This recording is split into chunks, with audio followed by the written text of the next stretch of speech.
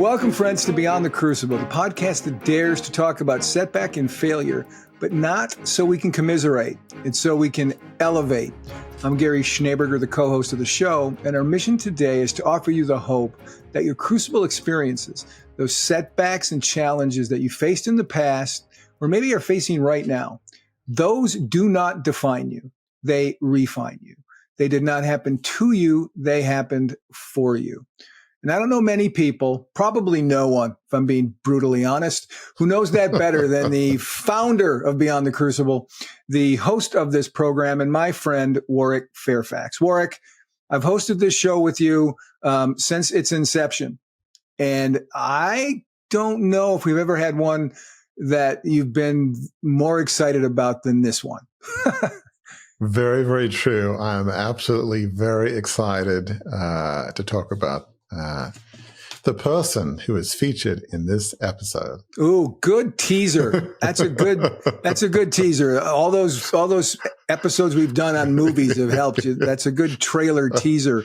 Because folks, what we're talking about today, this is one of those episodes that we're doing this year. We call it the series within the show, and it's stories from the book Crucible Leadership. And this time we are speaking about Lord Horatio Nelson, and touching a little bit we're touching on a lot of things about Nelson, but talking about his quote unquote effortless leadership. You'll know what we mean about that by the time this plane has landed. But just to set the stage for you about what this series within the show is about. It's based on Warwick's Wall Street Journal bestseller, which was released in 2022. Good gracious, that's 2 years ago. That's nuts. It seems like it was just yesterday, but there it is. It's an important book because it's the book that birthed the business. There'd be no Beyond the Crucible if there hadn't been a Crucible leadership. And once a month, we have been going through the stories of the historical leaders, family members of Warwick's, people who can teach us things about crucibles, bouncing back from them, and living a life of significance. And this month, we've landed on Lord Horatio Nelson and what he can teach us, as I said, about what has been dubbed by some as effortless leadership. So, Warwick, I'm going to ask you a question that you love to ask of our guests. What's the origin story, right? What's the origin story of your love of, your fascination with Lord Horatio Nelson? Well, Gary, I've been fascinated with Nelson pretty much my whole life. And I grew up with a dad that had this deep love of history, and the way we communicated in a lot of ways was through history, hearing stories of great leaders, great military leaders, great leaders of countries, doing incredible things, whether that was, Winston Churchill, the great British Prime Minister in World War II, or, as I read more in the years later, Abraham Lincoln, George Washington, Franklin Roosevelt, great American leaders and presidents. And then my dad also was a big fan of Greek mythology. So he read to me when I was like about 6, Charles Kingsley's The Heroes, which is an 1800s book written about,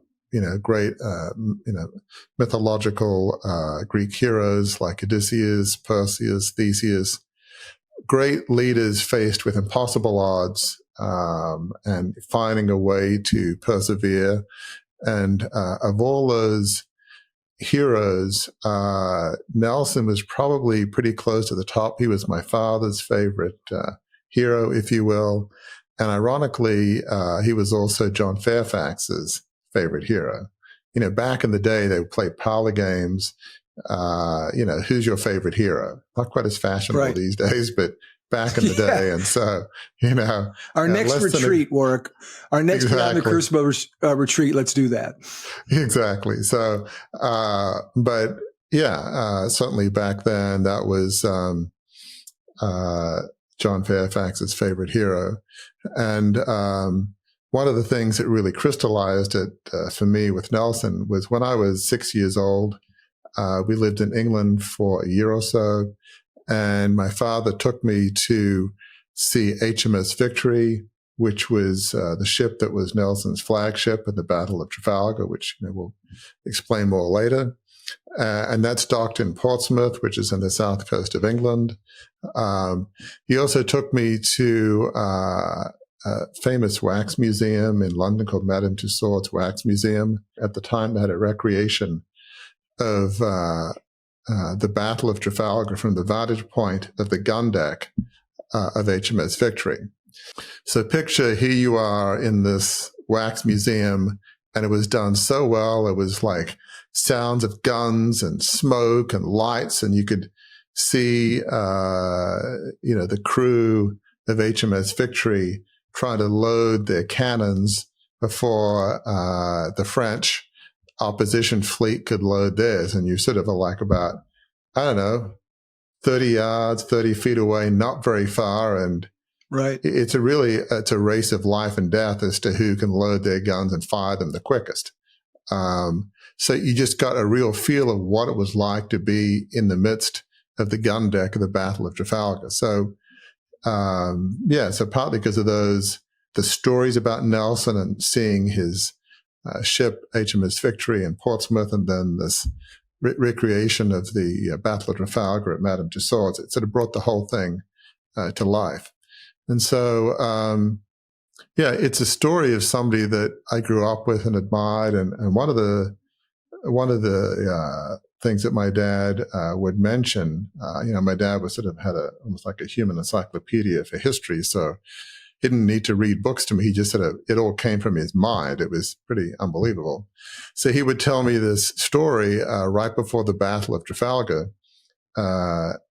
which was the pinnacle of Nelson's career. Nelson sent out a signal to the fleet. And the signal he sent to the fleet was, England expects that every man will do his duty.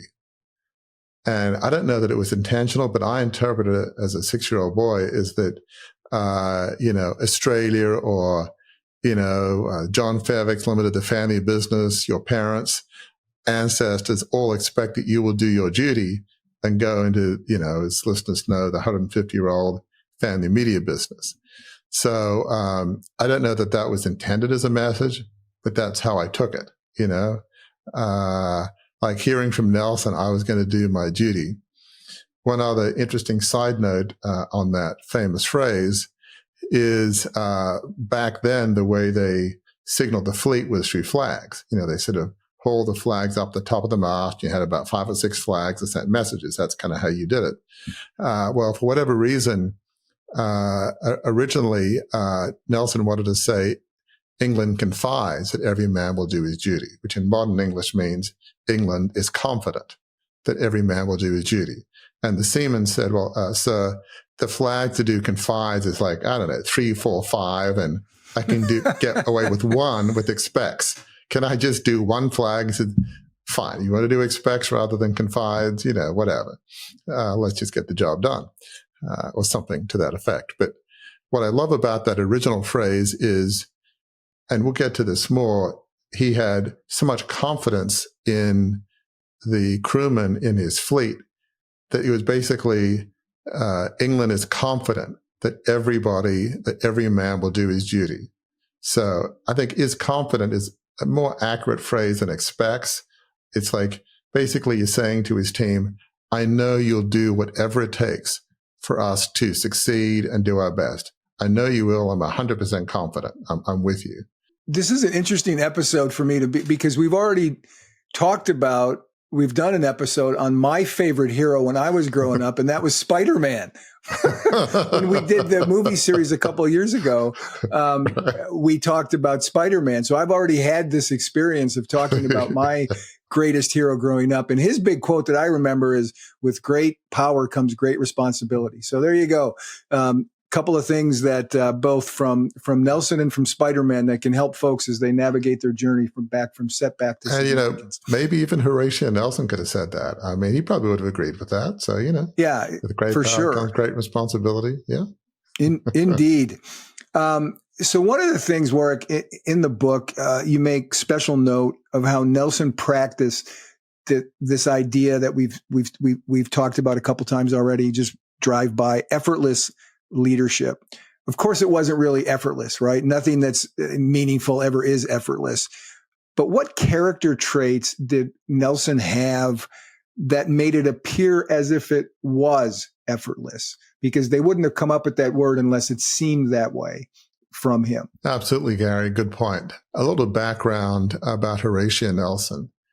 He was born in Norfolk, England in 1758 to a relatively modest family. His dad was a village rector, village pastor. And this was back in the day where most officers in the British Army or Navy were sons of nobility, had pretty good connections. And so he was of pretty modest means, but it was amazing how fast he rose up the ranks.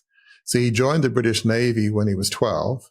He rose so rapidly that by the time he was 19, he was captain, and he became a rear admiral when he wasn't yet 40.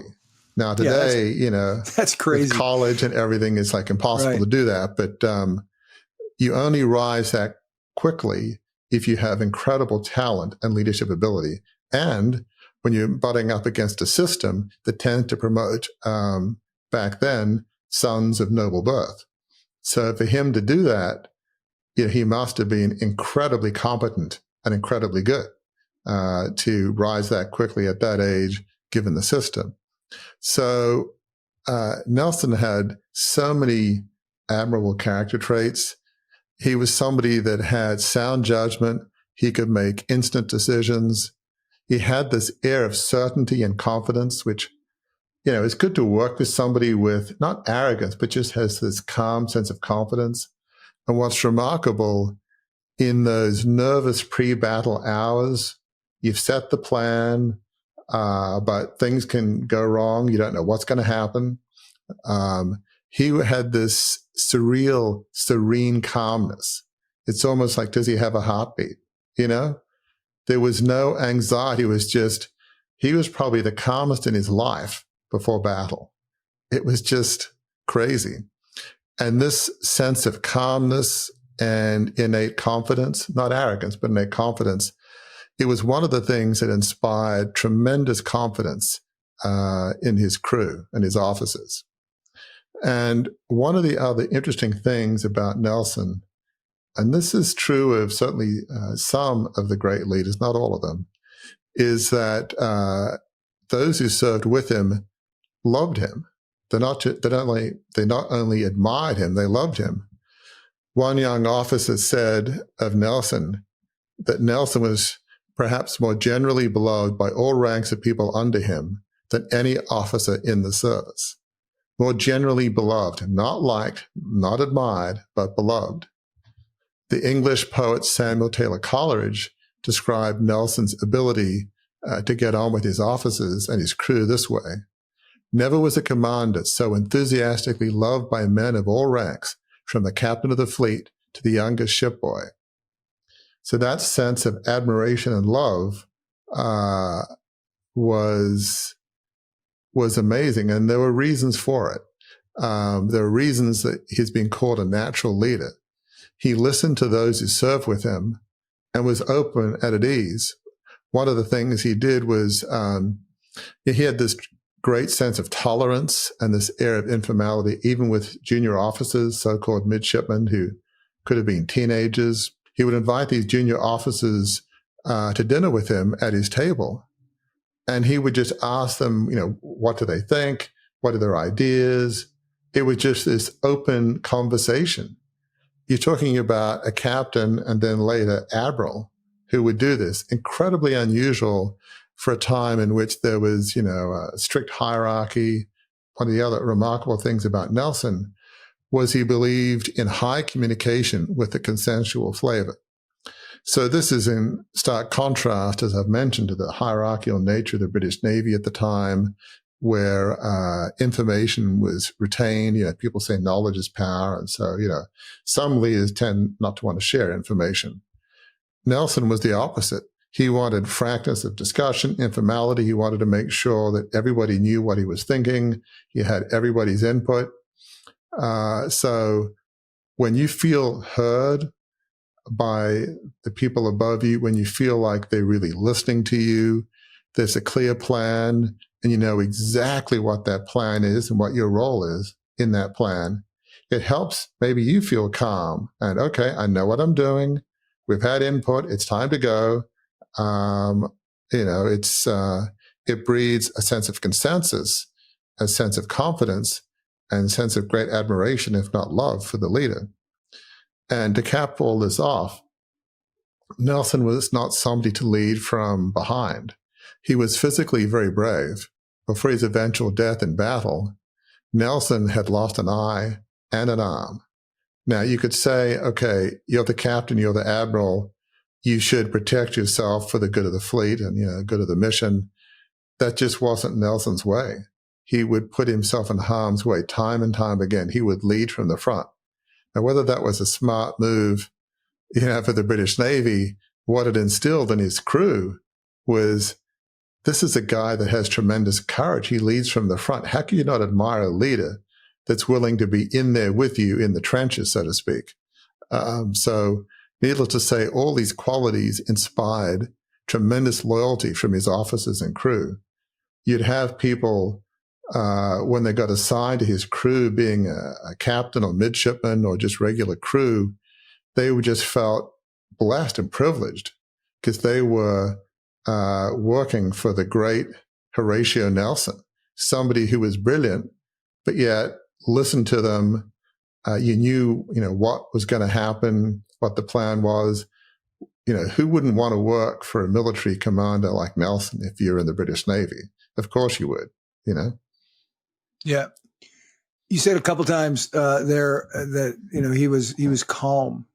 Like, did he have a heartbeat?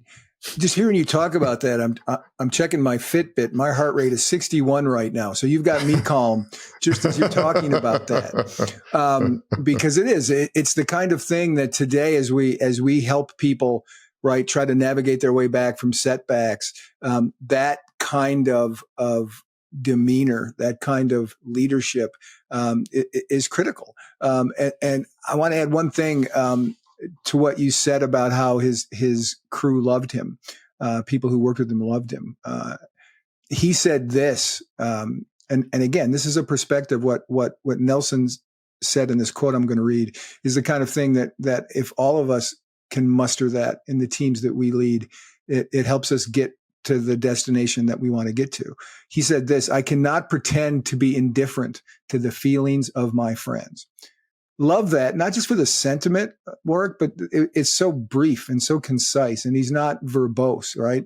I cannot pretend to be indifferent to the feelings of my friends. That had to help with the love that his crew had for him, right? Absolutely. He cared for his crew. He cared about their opinions. He knew his lane, that he set the overall strategy, but he, wanted input from them. I believe it's the case in some of my research I got out of a book by Roger Knight, The Pursuit of Victory. And if memory serves, we'll get to one of the key battles in a bit, the Battle of the Nile, but they were trying to locate the French fleet. And I believe it's the case that, this is back before modern communications. You had to do some guesswork. Where's the French fleet? And basically did a canvas of his captains. Where do you think that the French fleet is? And I think, well, my bet is it's Alexandria. That's where, if I was him, or if I was the admiral in charge of the French fleet, I think that's where I'd go. And yep, I agree. Let's go.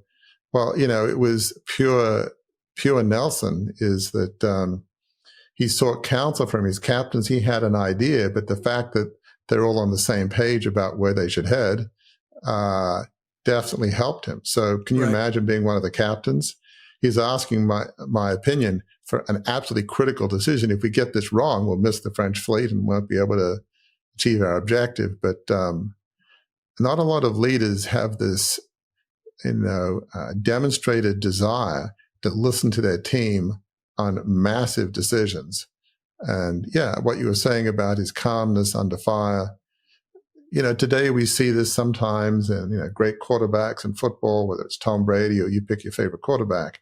They tend to have this surreal calmness, when, the blitz is on, or just some great leaders out there. And it can be easy to be cynical and say, yes, maybe they're few and far between, but the great leaders, when the house is burning down proverbially, when things are at their worst, and this could be a leader in the community, nonprofit, CEO of a company, they have this surreal calmness. When other people are losing their heads, they have this calm saying, okay, we'll figure it out. We'll get out of this. Okay, what's the next step? What do we have to do? They're calm, and their calmness helps you and everybody else who are working for them be calm also. So it's incredibly important quality. These two twin qualities, the ability to listen to your team and just be calm when nobody else is. And that's particularly important in the kind of line of work that he was in, right? I mean, it's not easy to stay calm when you're at war. So that was critically important. Also critically important work. You talk in your book about how Nelson had a great eye for the leadership below him, for picking talented leaders to serve in the Navy. That is, again, part of the things that we talk about at Beyond the Crucible is surrounding yourself with people who maybe have different perspectives or strengths or whatever than you. He was good at picking those who served under him. Why was that?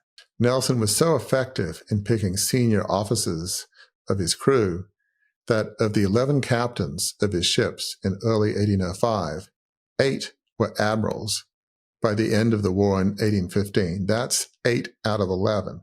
That's an incredibly high promotion rate. And what's interesting is Nelson called his captains his band of brothers. This is from Shakespeare's play Henry V. And listeners might remember that miniseries, The Band of Brothers, that was about an American Army unit in World War II.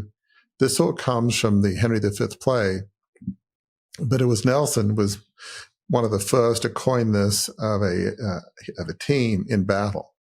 And so Nelson had the ability to select a great team, offer them clear leadership and strategy, and empower them to get the job done.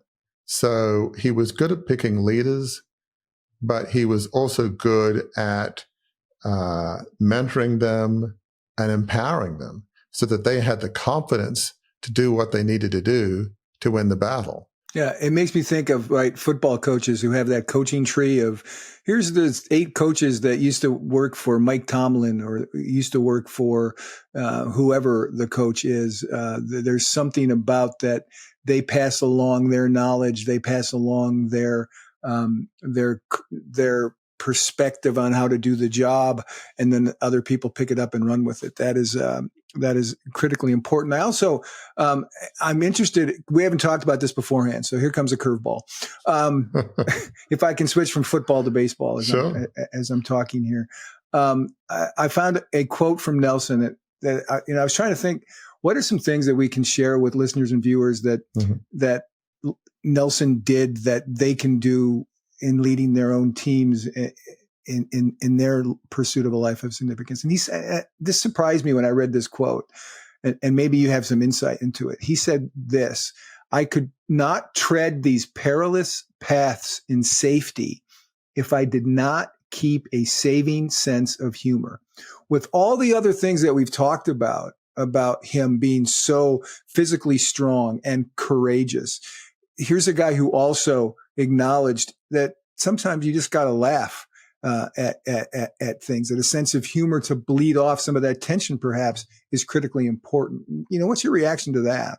Yeah. No, that's that is a great quote. Just having a sense of humor, it helps you kind of not lose your head when other people are losing theirs. Yeah, for sure.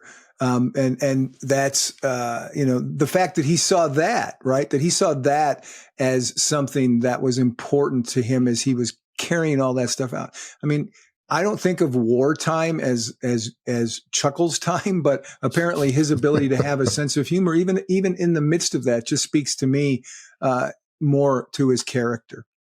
All right, now let's pivot, Warwick, to what I know to be maybe your favorite subjects to discuss with Nelson, and that is, and you talk at some length in your book about his two greatest battles, the Battle of Trafalgar and the Battle of the Nile, and how they demonstrated what a great military leader he was.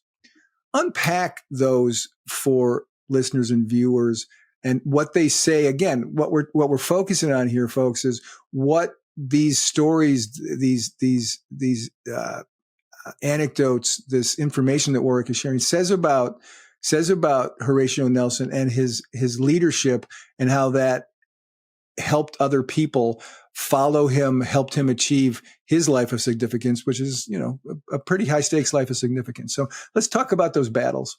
Yeah, absolutely, Gary. Really the two defining battles in Nelson's naval career was the Battle of the Nile and the Battle of Trafalgar. So it's been said that the first battle, the Battle of the Nile, made Nelson a national hero. The second battle, the Battle of Trafalgar, made him an icon for the ages. And it's just worth looking at some of the details of these two battles because they really illustrate what an incredible leader he was, but one that also empowered his team. So during the lead up to the Battle of the Nile in 1798, Nelson constantly consulted with his senior officers to make sure that everybody was on the same page. So I've mentioned before, he already talked with his senior captains. Okay, we think that the French fleet are off of Alexandria in Egypt. And so as the fleet was headed there, Nelson made sure that his captains were so thoroughly acquainted with his battle plans that they almost didn't need any further instructions. So when they were to meet the French fleet, it's not like they were saying, okay, so what do we do again? It's like they knew exactly what the plan was, what their role was. It was crystal clear communications, clear roles and responsibilities. Everybody knew it. I'm sure they had a chance to have input and dialogue and make suggestions. So by the time they met the enemy fleet, they knew exactly what they were doing and who was going to do what. So it was as if the 14 captains of Nelson's fleet had one mind. It wasn't just Nelson's mind, it was one mind in a sense. One captain said, unanimity, I believe greater, never existed in any squadron. There was this unanimity of purpose, belief, plan, one mind. But that is really the ideal of leadership. And so Nelson's captains knew that the man they were working for valued bold, decisive action and would support their initiative. Nelson said elsewhere something like, no captain, no man can do much wrong if he puts his ship in the face of the enemy. Basically, you head towards the enemy, okay, that's good. And so Nelson finally caught up with the French fleet off of Alexandria in a bay called Aboukir Bay. And it was 5:30 in the afternoon, so late afternoon. Now, many would have said, okay, let's anchor for the night, get ourselves all settled next day. Not Nelson. It's 5:30, towards late afternoon. There was no waiting around, no anchoring. He went straight in, He didn't need to have a pep talk to his captains. They already knew what to do, right? Okay, right. We're going in. Okay, going in where, what, why. They knew exactly what to do, who was doing what. And so that way, they didn't give the enemy time to prepare, which obviously makes sense. So just as Nelson was decisive in his strategy, sending the fleet in, his captains were decisive and creative in their implementation. They were willing to take bold, risky, if not, some might say foolhardy moves, but yet they had such confidence in Admiral Nelson that they were willing to do things without, running it up the chain saying, sir, I've got a suggestion, but I don't want to risk, getting demoted, right, fired or whatever. Right. And so one of his captains made the brilliant decision to go on the landward side of the French fleet. So again, I'm not a Navy person, but picture like a line of French ships anchored near the shore. And so typically what happens in that, you're not expecting an enemy ship to go between you and the shore, you and the land, because there's very little room to maneuver. These are sailing ships after all. You know, they can't just like go in a straight line easily, depending on the wind.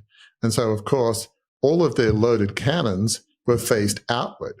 Why would you load cannon facing the shore? Unnecessary. And so they didn't. And so one captain, made that decision to go on the landward side of the French fleet near the shore. Well, then other captains were like, hey, that's a good idea. Follow that guy. And, they just, a number of them just followed this one captain. And so there's a line of British ships going on the landward side between the ships and the shore. And they won a decisive victory, in part certainly because of this one captain's bold idea to do something that, if it hadn't worked, would have been very reckless. But Nelson, they knew that Nelson would have their back no matter what happened. So they were able to make decisions that others wouldn't have. So they obviously caught the French ships by surprise, and they got a great victory. Now, in 1805, the Battle of Trafalgar was the pinnacle of Nelson's career, immortalizing Nelson in the eyes of the British public and making him a hero for the ages.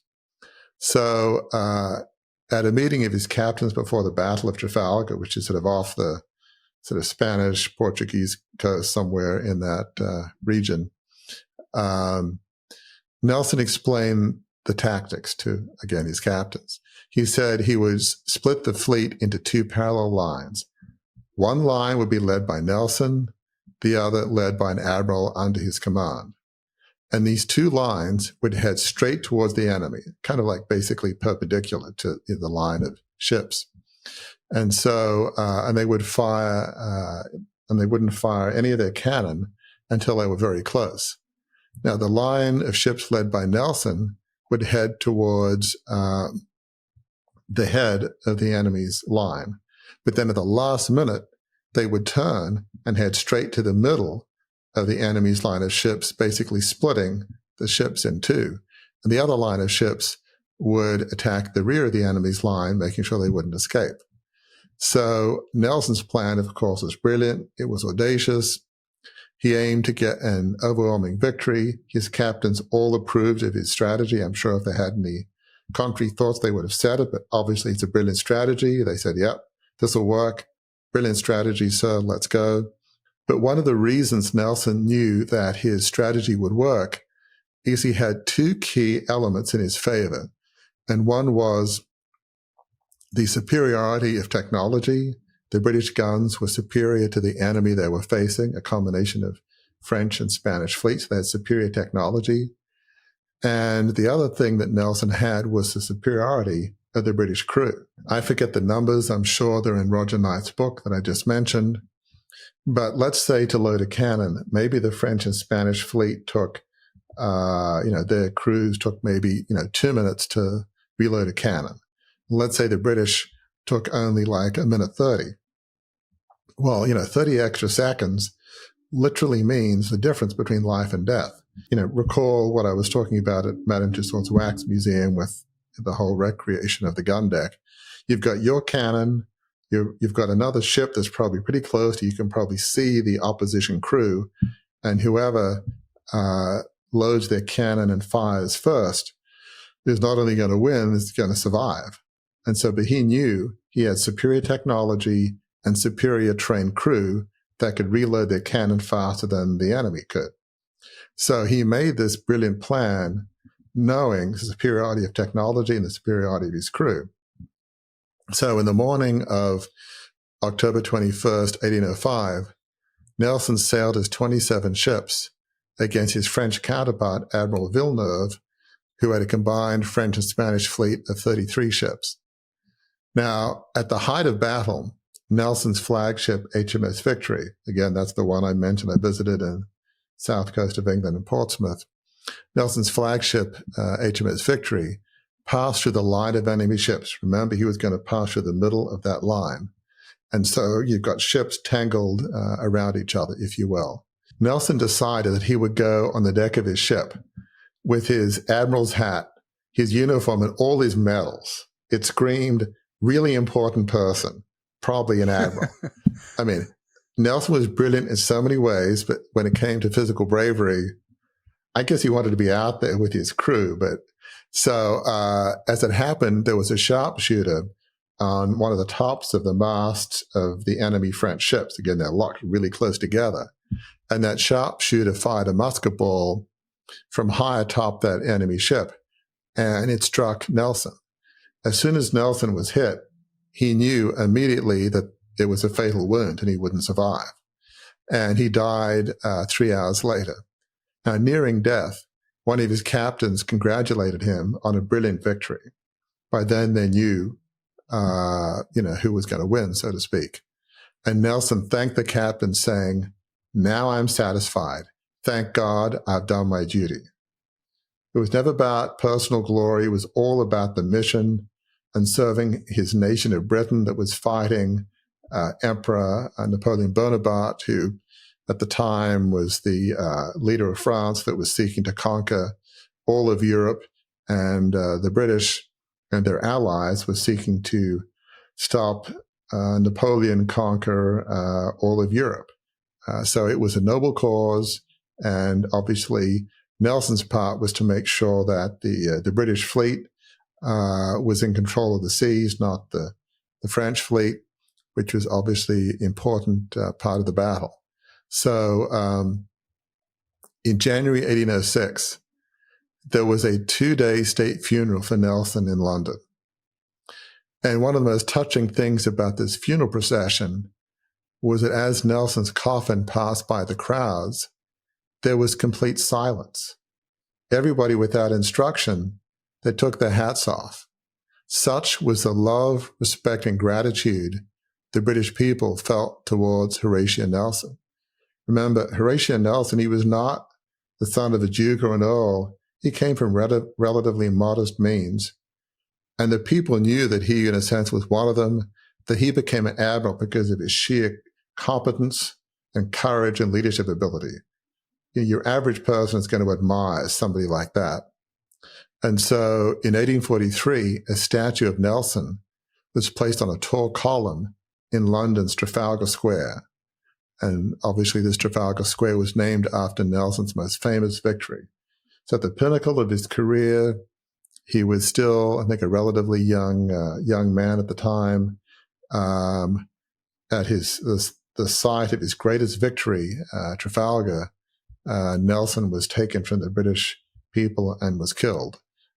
So it's a remarkable story and remarkable battles, and those battles both illustrate his courage, his ability to have a clear plan, to get his whole team on board, and in particular to empower his leaders to do things that some would think were reckless, but such confidence did they have in Nelson and his belief in them that they did what it took to win the battle and get the job done. It's just really a remarkable display of leadership and loyalty, and the crew and senior officers' love for Nelson. Yeah, there's two quotes that you've talked about here, which I think sums Nelson up. The reason why he was so beloved, and I would say so successful in his career, right? Let's go back to him saying, England expects that every man will do his duty, right? When the guns started firing at the Battle of Trafalgar, England expects every man will do his duty. So he was calling others, do your duty. England expects it. When he passes away, when he dies, what does he say? Thank God I've done my duty. He did not require or ask of anyone what he was not willing to do himself, what he did not do himself. And that is a critical aspect of leadership, isn't it? To not ask of others what you're not willing to do yourself. So many, it's still unfortunately too common in leadership sometimes, both in business leadership and just day-to-day leadership of leading people. But that seems to be a critical piece of his character. He did not expect of others what he wasn't willing to do himself, right? Yeah, so well said, Gary. I mean, one can look back in hindsight and say, gosh, was it really necessary for Nelson to put himself in harm's way, lose an eye, an arm, and ultimately his life? But it was part of who he was. He had this tremendous courage that he would lead from the front. And his whole life was all about duty for the nation of Britain, trying to defeat the Emperor Napoleon and his military forces to basically ensure that Europe was free from, being occupied by, the Emperor of France. So it was a noble cause, and his life was all about duty. He not only expected that everybody would do their duty, he was confident. He knew his men. He knew the people who were his captains and his crew. He was confident that they would all do their duty. And when you have a leader over you that is confident that you will do what is required, it breeds that same sense of confidence in with yourself. There's no doubt. I don't know whether they're really going to do it. It's like, I know you will. I'm 100% confident. That sense of confidence really can help inspire you to do things you thought were not possible. So yeah, that sense of bravery and it being confident and expecting that everybody will do their duty, it was certainly two keys to his leadership, no question. Yeah. I found another quote from him that really, it sounds like something that you could have written for Beyond the Crucible. And it speaks to why we're taking the time we're taking to talk about his life and career as a military man, because it applies. The lessons that we've been talking about apply to the things that we talk about at Beyond the Crucible. He said this: difficulties are things that show what men are made of. That's not that far off from it didn't happen to you, it happened for you, right? There's a reason why and I want to make sure, in all seriousness, that listeners and viewers understand. Yeah, Warwick loved Horatio Nelson, but that's not why we're talking about him entirely, right? We're talking about him because the lessons of his life and how he lived it, and his leadership and how he lived it, and how those he led connected with him and were committed to him. That's something that's critical to what we talk about here at Beyond the Crucible, isn't it, Warwick? Absolutely. I think, it's an interesting exercise to think of who is your favorite hero, who growing up did you most admire, and then ask yourself, why? What about that leader did you most admire? What were the qualities about them, and why did you admire those qualities? Often you'll probably find out, well, the reason I picked those qualities is that I hope I would be in some small way like that hero, and in some small way I would live those qualities in my own life. If you sort of analyze why you admire a person, that's typically the line of thinking. And so for me, having a leader that inspired such confidence in his crew, who listened to his senior leaders, who backed them to the hilt when that one captain goes on the landward side of the French fleet in Abuka Bay at the Battle of the Nile in 1798.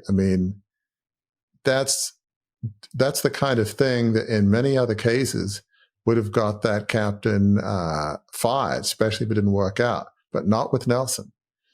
He would support his team to the hilt. So I think it's interesting to look at our heroes and think, why do we admire our heroes? And having somebody that came from modest means, who was at ease with the people that worked for him, was calm under fire, inspired loyalty and confidence. Imagine what the world would be like if we had more Horatio Nelsons leading our nonprofits, our organizations, our political parties, our world. The world would be a better place,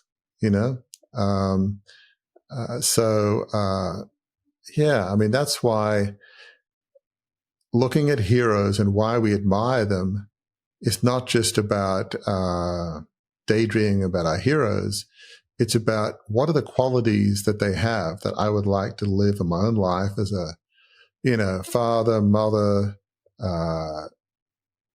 wife, husband, leader of people at work, friend, community leader, in whatever aspect or avenue you find yourself.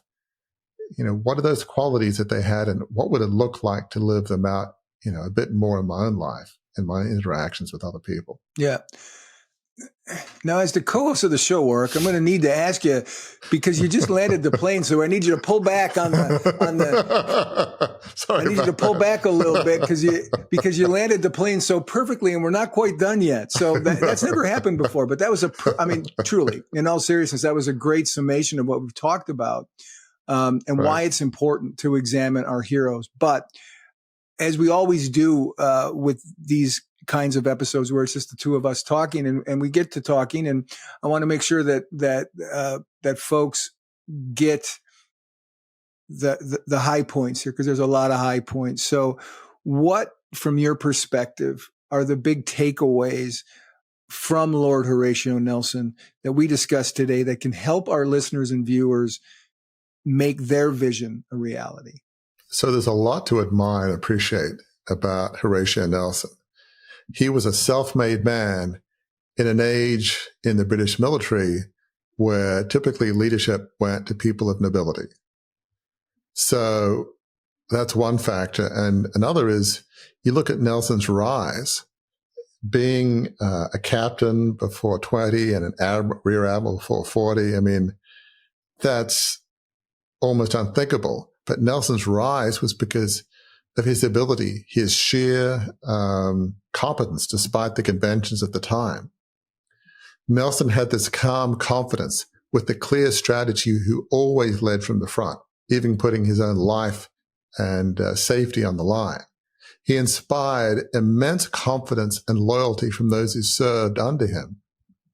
He had a clear plan. He was enabled consensus. He was authentic. He was likable. He believed in bold and decisive action and would support his commanders to the hilt. He was calm, decisive, and kind, a man who listened and ensured that everybody was on the same page, and who delegated.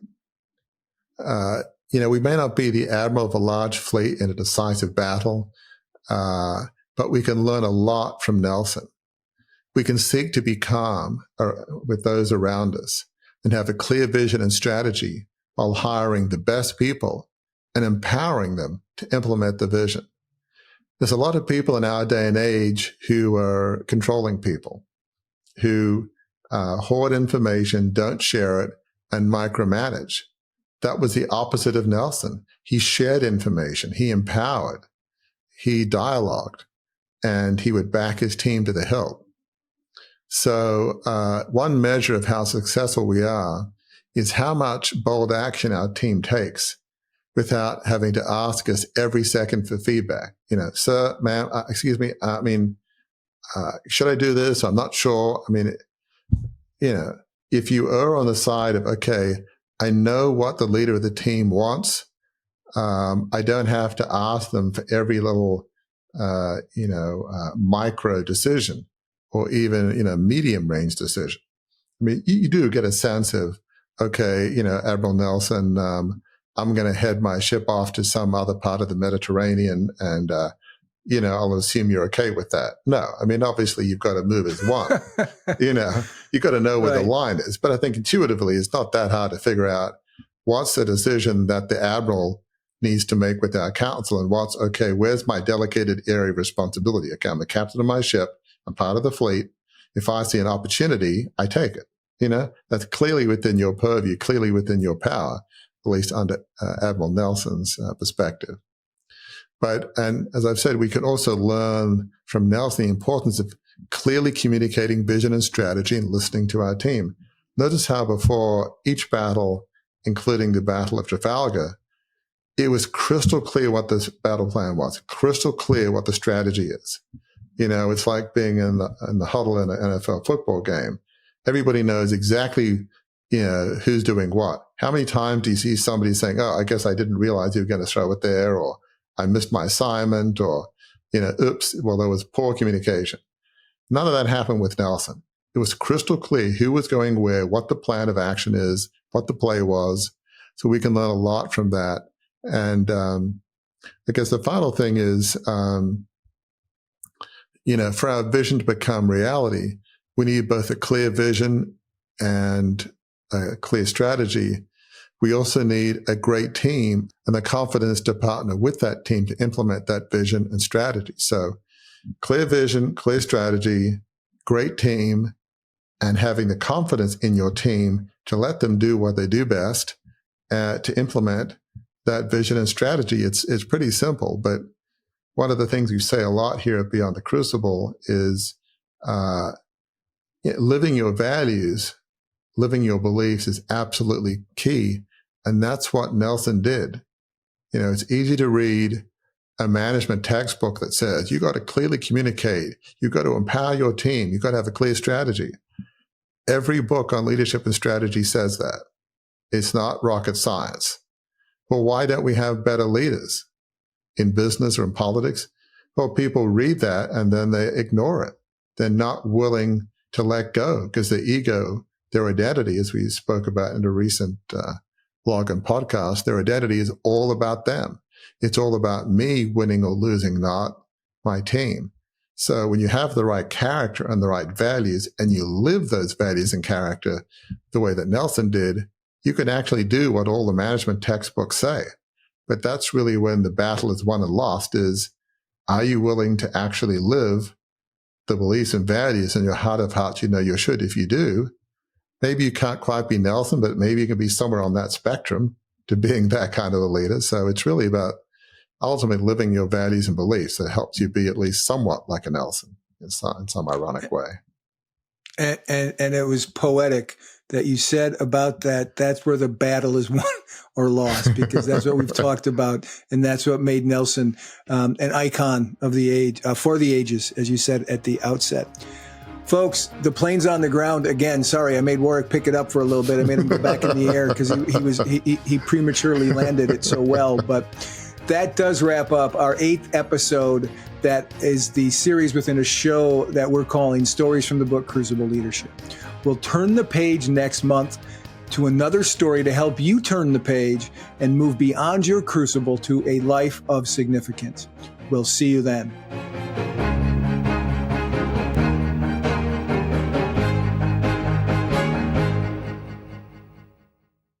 Welcome to a journey of transformation with the Beyond the Crucible assessment.